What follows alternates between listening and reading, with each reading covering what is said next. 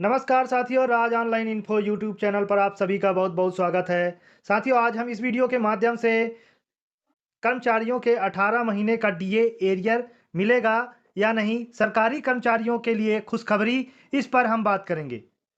आप देख सकते हैं, यह न्यूज़पेपर में यह खबर छपी है।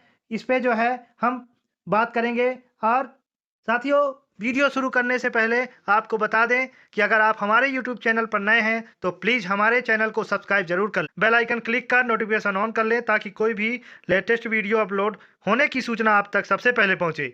और साथियों, वीडियो अच्छी लगे तो वीडियो को लाइक जरूर करें, कमेंट के माध्यम से अपना विचार जरूर व्यक्त करें और वीडियो अच्छी लगे तो अपने साथियों को वीडियो शेयर करें। साथियों, हमारे यूट्यूब चैनल पर आपको शिक्षा, स्वास्थ्य, रोजगार और विभिन्न प्रकार की सरकारी योजनाओं के विषय में सबसे पहले वीडियो के माध्यम से जानकारी दिया जाता है।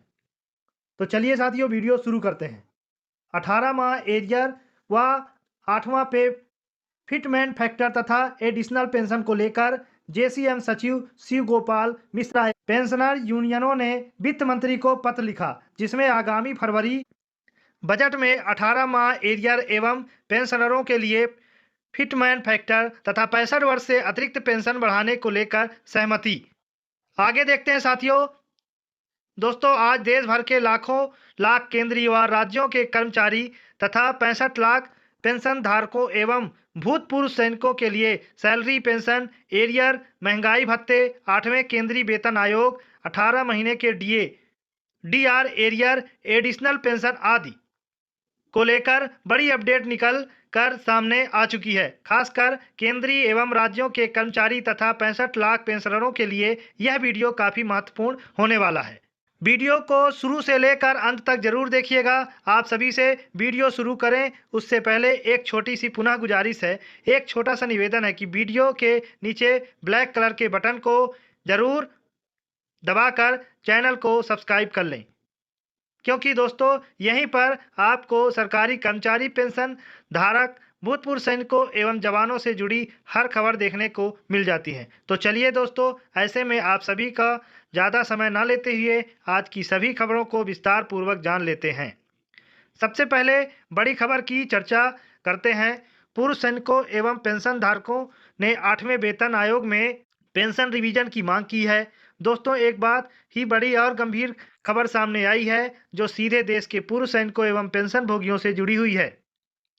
पूर्व सैनिकों ने साफ तौर पर कहा है कि 7वें वेतन आयोग में जो पेंशन विसंगतियां रह गई थी उन्हें अब 8वें वेतन आयोग में दूर किया जाए। आप सभी जानते हैं कि 7वें वेतन आयोग में पेंशन को लेकर भारी विसंगतियां सामने आई थी। अलग अलग रैंक, अलग अलग पेंशनर्स में असमानता, इसी को लेकर अब पूर्व सैनिकों एवं पेंशनरों ने भारी आक्रोश दिखाते हुए सरकार से मांग की है कि पेंशन रिवीजन किया जाए।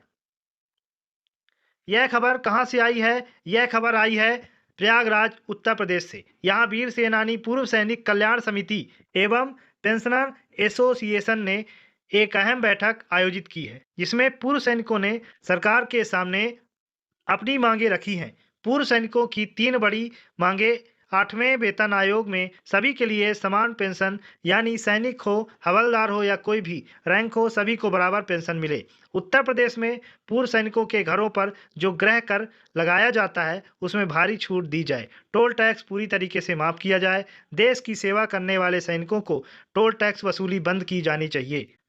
आगे देखते हैं साथियों। पूरे देश में बिना किसी टोल के पेंशन धारक किसी भी राज्य में जा सकता है और आ सकता है। यह सुविधा पेंशन धारकों के लिए भी शुरू की जानी चाहिए। बैठक की अध्यक्षता करते हुए समिति के संरक्षक श्याम सुंदर सिंह पटेल ने साफ तौर पर कहा है, सरकार ने 8वें वेतन आयोग के गठन की घोषणा तो कर दी है, लेकिन उसमें टर्म ऑफ रेफरेंस में पेंशनर का जिक्र तक नहीं किया गया है। और यह बात पूरे देश के पेंशनर और पूर्व सैनिकों को सबसे ज़्यादा परेशान कर रही है। उन्हें डर है कि 7वें वेतन आयोग की विसंगतियां कहीं 8वें वेतन आयोग पर भी भारी ना पड़ जाए और ऐसा ना हो कि विसंगतियां लगातार बनी रहे।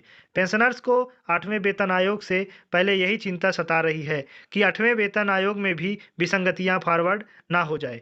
अब देखना होगा दोस्तों, सरकार इन मांगों पर ध्यान देती है या नहीं। आगे देखते हैं साथियों। अब चलिए दूसरी बड़ी खबर की चर्चा कर लेते हैं। 2026-27 1 फरवरी को पेश होगा, पर बड़ी खबर की चर्चा कर लेते हैं। बजट 2026-27 1 फरवरी को पेश होगा, पर दोस्तों सूत्रों से मिली जानकारी के मुताबिक इस साल का बजट 1 फरवरी को ही पेश किया जाएगा। भले ही 1 फरवरी को रविवार है, लेकिन तारीख बदली नहीं जाएगी। वित्त मंत्रालय और सभी संबंधित विभाग तय शेड्यूल के अनुसार बजट की तैयारी में जुट गए हैं। हालांकि अभी तक सरकार की ओर से बजट सत्र की तारीखों को लेकर आधिकारिक अधिसूचना जारी नहीं की गई है, लेकिन संकेत साफ है, बजट 1 फरवरी को ही पेश किया जाएगा। बजट से सबसे बड़े सवाल, अब दोस्तों आपके मन में सबसे बड़ा सवाल यही होगा कि क्या इस बजट में 8वें वेतन आयोग का बजट मिलेगा? क्या 18 महीने का डीए एरियर मिलेगा? तो दोस्तों सच्चाई थोड़ी कड़वी है, 8वें वेतन आयोग का बजट में कोई भी जिक्र नहीं होने वाला है। बजट 2026-27 में 8वें वेतन आयोग के लिए कोई भी बजट आवंटन नहीं होगा। दोस्तों संभावना बनती है कि 8वें वेतन आयोग का वास्तविक खर्च साल 2027-28 या 28-29 में आएगा। दोस्तों सूत्रों से मिली खबर है कि इस बजट में 18 महीने के डीआर एरियर को लेकर बड़ी संभावना जताई जा रही है। 18 महीने के डीआर एरियर पर कुल खर्च 34,402 करोड़ आता है और इस पर 8% यदि ब्याज का भुगतान भी किया जाता है तो यह राशि और भी बढ़ जाती है और सरकार का साफ कहना है कि इस समय इतने बड़े खर्च के लिए बजट में अलग से प्रावधान बनाना पड़ेगा। दोस्तों सबसे बड़ा सवाल यही पर उठता है। इसी के मध्य नजर कर्मचारी संगठन, पेंशन धारक संगठन सरकार के इरादों को पहले ही भाप गए, इसलिए मामला एससी में विचाराधीन है। उम्मीद है कि एससी का फैसला कर्मचारी व पेंशन धारकों के पक्ष में आएगा। 25 जनवरी 2025 को सरकार को यह बताना होगा एससी में कि कर्मचारी पेंशन धारकों के लंबित बकाया 18 महीने एरियर का भुगतान ब्याज समेत 8% की दर से किया जाता है, तो सरकार पर कुल कितना वित्तीय भार आएगा। सरकार को समान तरीके से 18 महीने एरियर का भुगतान करना होगा। ऐसे में कर्मचारी संगठन, पेंशन धारक संगठन सरकार की भावी इरादों को पहले से ही भाप गए, इसलिए पूरा मामला एससी के अंदर विचाराधीन है। उम्मीद है कि आने वाले समय में कर्मचारी पेंशन धारकों को एससी से बड़ी खुशखबरी मिलेगी और सरकार को आदेश जारी किए जाएंगे एससी की ओर से 18 महीने एरियर भुगतान का ब्याज समेत करने के लिए। तो ऐसे में एक बार आदेश आ जाएगा। एससी का तो कर्मचारी एवं 65 लाख पेंशन धारकों के लंबित बकाया 18 महीने एरियर को लेकर भी भुगतान देखने को मिलेगा और यह एरियर छोटा मोटा नहीं बल्कि लाखों रुपए का होगा। अब चलिए दोस्तों अगली बड़ी इन्फॉर्मेशन की चर्चा कर लेते हैं। 8वें वेतन आयोग का फायदा किसे मिलेगा? दोस्तों बहुत से प्राइवेट और बैंक कर्मचारी लगातार प्रश्न पूछते रहते हैं, क्या हमें भी 8वें वेतन आयोग का फायदा मिलेगा? दोस्तों इसका जवाब बिल्कुल भी साफ है। 8वां वेतन आयोग किसके लिए है? 8वां केंद्रीय वेतन आयोग सिर्फ और सिर्फ केंद्र सरकार के कर्मचारी एवं राज्यों के सरकारी कर्मचारी, रक्षाकर्मी, केंद्र सरकार के पेंशनर्स के लिए है। प्राइवेट कर्मचारियों को नहीं। प्राइवेट कंपनियों की सैलरी मार्केट कंडीशन, कंपनी की परफॉर्मेंस, व्यक्तिगत मूल्यांकन पर निर्भर करती है। इन कर्मचारियों को इसका फायदा नहीं दिया जाएगा। बैंक कर्मचारियों की सैलरी बैंक एसोसिएशन के समझौता से तय की जाती है। वेतन आयोग का बैंक सैलरी से कोई भी लेना देना नहीं होता है। संभावित वेतन वृद्धि एवं अनुमानित वेतन वृद्धि 20% से 34% की जा सकती है।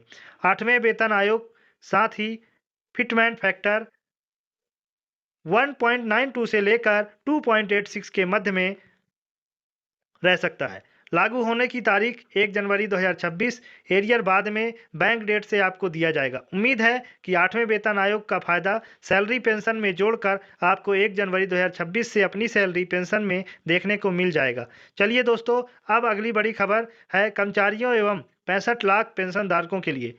जेसीएम के सचिव शिव गोपाल मिश्रा ने हाल फिलहाल में 5 जनवरी को मांग पत्र बनाया, जिसके अंदर कई मुद्दों को शामिल किया गया है, जिसमें अहम मुद्दे शामिल किए गए हैं।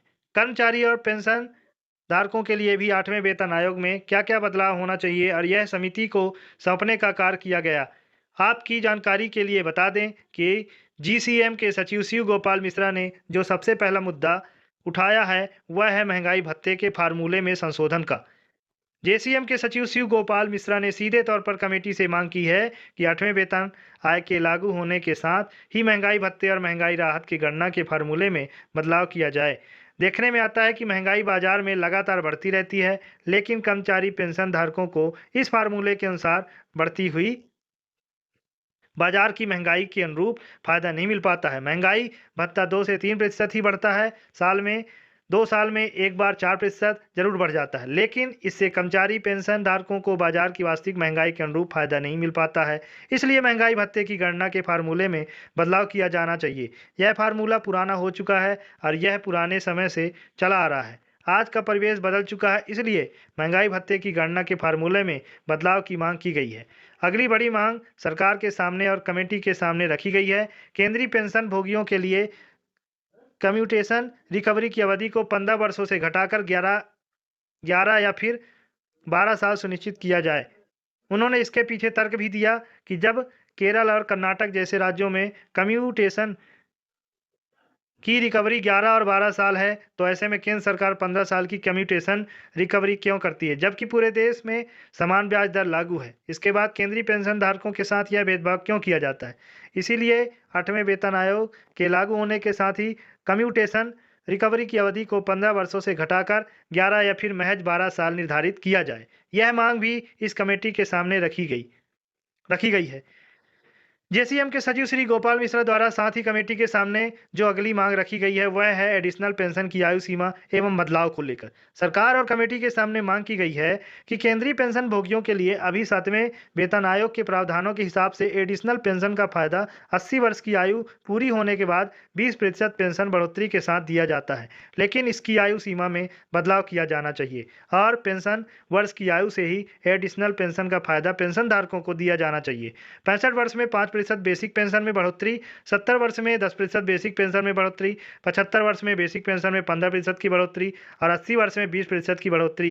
यह बढ़ोतरी लगातार ऐसे ही 100 वर्षों तक जारी रहे और 100 वर्ष में फुल पेंशन का प्रावधान किया जाए। तो ऐसे में उम्मीद की जा रही है कि केंद्र सरकार 8वें वेतन आयोग में इन सभी तीनों मांगों को गंभीरता से लेगी और आने वाले समय में 8वें वेतन आयोग लागू होने के साथ ही कर्मचारी और पेंशन धारकों के इन मांगों को बदलावों के साथ लागू करने का भी काम करेगी, जिससे पेंशन धारक और कर्मचारियों को वास्तविक फायदा मिल सके। अगर आपको यह जानकारी उपयोगी लगी हो तो वीडियो को लाइक करें, शेयर करें और चैनल को सब्सक्राइब जरूर कर लें। तमाम सभी ताज़ा तरीन लेटेस्ट अपडेट के लिए आप हमसे लगातार जुड़े रहें और ऐसे ही इंफॉर्मेटिव वीडियो हमारे चैनल के माध्यम से आपको सबसे पहले मिलता रहेगा। तो हमारे चैनल से जुड़े रहने के लिए आप हमारे चैनल को वॉच करते रहें और चैनल को सब्सक्राइब जरूर कर लें, बेल आइकन क्लिक करें ताकि नोटिफिकेशन ऑन हो जाए और कोई भी नया वीडियो अपलोड हो तो उसकी सूचना आप तक सबसे पहले पहुंचे। उम्मीद करते हैं साथियों कि हमारा यह वीडियो आप सभी को पसंद आया होगा। अगर हमारी वीडियो आप सभी को पसंद आई है तो हमारे वीडियो को लाइक ज़रूर करें, हमारे साथ लगातार बने रहें। तब तक के लिए बहुत बहुत धन्यवाद। जय हिंद। आप अपना बहुत बहुत ख्याल रखें। मिलते हैं नेक्स्ट वीडियो में।